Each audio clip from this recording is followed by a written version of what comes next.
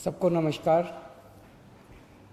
पिछला एक हफ्ता अपने दिल्ली वालों के लिए उसके पहले वाले एक हफ्ते से थोड़ा बेहतर था। पिछले एक हफ्ते में उसके पहले वाले एक हफ्ते से कम केस आए, कम लोगों की मृत्यु हुई और काफ़ी लोग ठीक होकर अपने घर गए हैं। मैं आपके सामने कुछ डेटा रखना चाहूँगा। कोरोना जब से शुरू हुआ, 7वें हफ्ते में, पिछले से पिछले हफ्ते में 7वें हफ्ते में 850 केस आए थे। एक बार तो हम घबरा गए थे। मैंने आप लोगों के सबके सामने आके कहा था कि बहुत तेज़ी से फैल रहा है। 850 नए केस आए थे 7वें हफ्ते में, और पिछले हफ्ते 8वें हफ्ते में 622 केस आए हैं, थोड़े कम हुए। दुनिया भर में देखा गया कि एक बार कोरोना बढ़ना चालू करता है तो इतनी तेज़ी से बढ़ता है कि हफ्ता दर हफ्ता फिर वो डबल, चौगुना, 8 गुना, 16 गुना बढ़ता जाता है। फिर वो डबल पे डबल होता जाता है। लोग कहते हैं 4 दिन में डबल हुआ, 8 दिन में डबल हुआ, लेकिन 7वें हफ्ते में, पिछले से पिछले हफ्ते में 850 केस आए थे और पिछले हफ्ते 622 नए केस आए थे।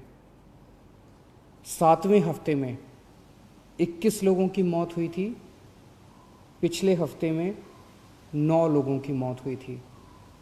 हमारा मकसद है एक भी व्यक्ति की मौत नहीं होनी चाहिए। थोड़ी कम हुई थी। पिछले से पिछले हफ्ते 21 लोगों की मौत, पिछले हफ्ते 9 लोगों की मौत हुई थी। पिछले से पिछले हफ्ते 7वें हफ्ते में 260 लोग ठीक होके गए थे। अस्पतालों से 260 लोग ठीक होके अपने घर गए थे। 8वें हफ्ते में, यानी कि पिछले हफ्ते, 580 लोग ठीक होके अपने घर गए थे। तो एक तरह से दुगने से भी ज़्यादा लोग ठीक होके अपने घर पिछले हफ्ते गए थे। तो अगर हम ये देखें कि जितने लोग नए आए थे बीमार होके और जितने लोग ठीक होके गए, अगर नेट देखें तो एक तरह से 566 लोग पिछले से पिछले हफ्ते हमारे अस्पतालों में नेट आए थे और पिछले हफ्ते केवल 34 लोग आए थे नेट। तो एक तरह से पिछला हफ्ता अच्छा रहा। हम सब लोगों ने, आप सब लोगों ने बड़ी कठिनाई के साथ ये जो लॉकडाउन है इसका पालन आप लोग कर रहे हैं, और अगर हम इसी तरह से पालन करते रहें तो मुझे उम्मीद है इस महामारी से हम लोग निजात पा सकते हैं। पिछले हफ्ते रविवार को जब मैं आपके सामने आया था, मैंने कहा था कि अभी हम लोगों ने तय किया है कि लॉकडाउन एज इट इज़ जारी रहेगा, कोई रियायत नहीं दी जाएगी, और 27 तारीख को हम लोग इस पे दोबारा निर्णय लेंगे कि लॉकडाउन को जारी, इसमें कुछ रियायत देनी है कि नहीं देनी है। तो एक ही रियायत आज हम दे रहे हैं, वो ये कि परसों रात को केंद्र सरकार ने कुछ तरह की दुकानें खोलने का निर्णय लिया है। उस केंद्र सरकार के आदेश को हम दिल्ली में भी लागू कर रहे हैं। ये आदेश क्या है ये मैं आपकी जानकारी के लिए बता दूं। जो एसेंशियल सर्विसेज की दुकानें थी, दवाई की दुकान, किराने की दुकान, खाने पीने की दुकान, सब्जियों की, फ्रूट्स की दुकान, दूध की सर्विसेज, वो जो एसेंशियल सर्विसेज हैं वो तो जारी रहेंगी, उसको कोई छेड़ नहीं रहा। वो एज इट इज़ जारी रहेंगी, वो खुली रहेंगी, वो सप्लाई होती रहेंगी। इसके अलावा कोई मार्केट नहीं खोले जाएंगे। कोई डीडीए मार्केट नहीं खुलेगा, कोई ये मार्केट वो मार्केट, कोई मार्केट नहीं खुलेंगे, कोई शॉपिंग मॉल नहीं खुलेंगे, कोई मार्केट कॉम्प्लेक्स नहीं खुलेंगे।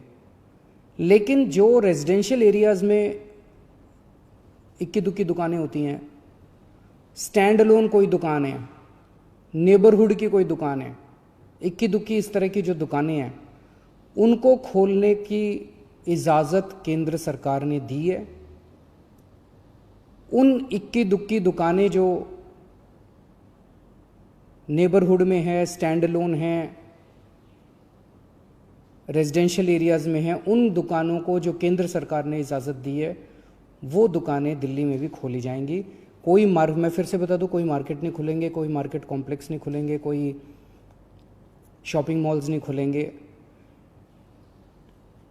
लेकिन कंटेनमेंट एरिया में वो भी नहीं खुलेगी। जो इक्की दुक्की दुकानें मैं बात कर रहा हूँ, कंटेनमेंट एरिया वो एरिया है जहाँ पे हम लोगों ने सख्ती की हुई है, सील किया हुआ उन एरियाज़ को जहाँ पे कोरोना के ज़्यादा केसेस निकल के आ रहे हैं। उन एरियाज़ में किसी भी किस्म की दुकान को खोलने की कोई इजाज़त नहीं रहेगी।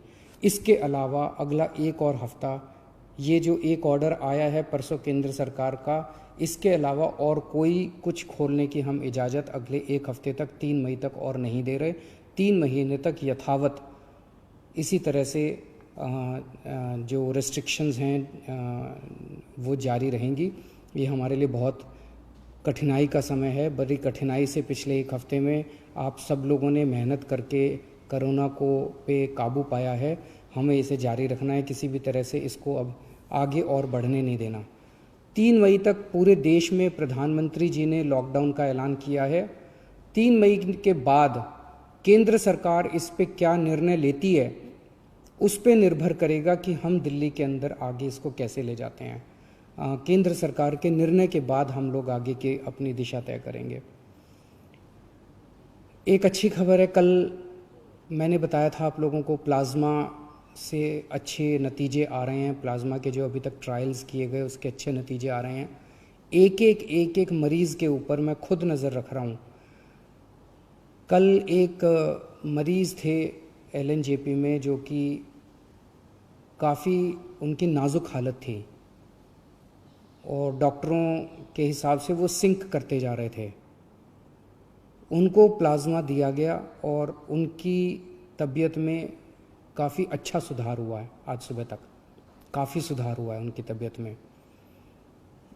मैं डिटेल्स में नहीं जाऊंगा, डिटेल्स में जाना सही नहीं है, लेकिन उसको देख के हमारा उत्साह बढ़ा है इस प्लाज्मा थेरेपी को लेके कि इतने सीरियस मरीज भी ठीक हो सकते हैं इनसे। मैं उम्मीद करता हूं कि वो पूरी तरह से स्वस्थ होकर अपने घर जाएंगे। अभी तो ICU में ही हैं और मैं एक हमारी कोशिश है कि कोई भी मरीज़ प्लाज्मा का, उसकी मौत नहीं होनी चाहिए। किसी की भी मौत होती है तो बहुत दुख होता है। हमारे डॉक्टर्स, सभी अस्पतालों के डॉक्टर्स, नर्सेज पूरी कोशिश करते हैं उन लोगों को बचाने की, एक जान बचाने की पूरी कोशिश करते हैं। हमारी कोशिश है कि किसी भी व्यक्ति की मौत नहीं होनी चाहिए। एक व्यक्ति से मैं पर्सनली उसकी खबर रख रहा हूँ, एक मरीज़ की खबर रख रहा हूँ।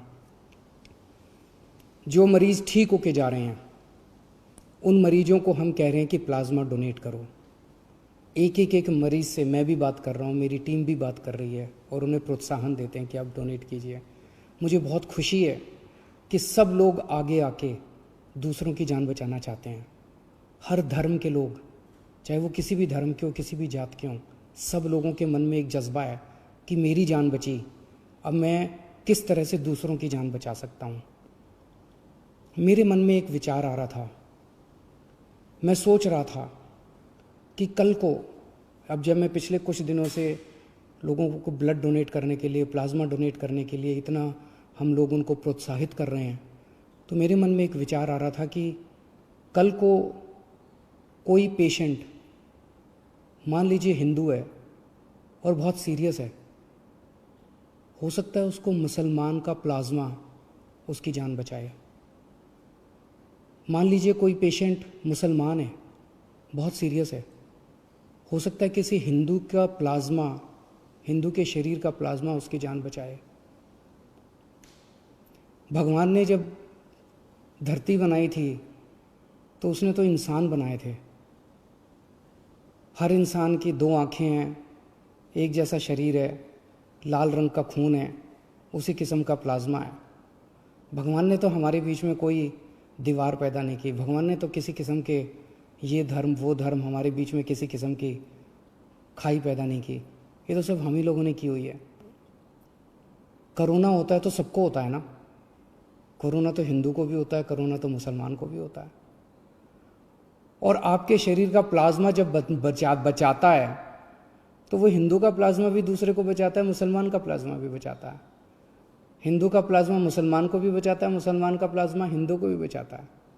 तो फिर ये दीवारें हम लोगों ने आपस में क्यों पैदा की हुई हैं? कम से कम ये कोरोना की बीमारी से हम ये सीख तो ले सकते हैं। अगर हमारे देश के सब लोग, हिंदू, मुसलमान, सिख, ईसाई, जैन, बौद्ध, हम सब मिलके एक साथ काम करेंगे, प्यार और मोहब्बत से काम करेंगे, तो ये देश को कोई नहीं हरा सकता। इस देश के सामने पूरी दुनिया को झुकना पड़ेगा। हमारा देश इतना अच्छा है। और अगर हम बट गए, आपस में लड़ते रहे, तो फिर कोई उम्मीद नहीं बचती है। तो मुझे लगता है इससे हमें ये सबक लेना चाहिए। अगर आपके मन में कभी भी कोई दुर्भावना आती है किसी दूसरे धर्म के व्यक्ति के प्रति, तो ये सोच लेना कि हो सकता है उसका प्लाज्मा कल को आपके काम आए और आपकी ज़िंदगी बचाए।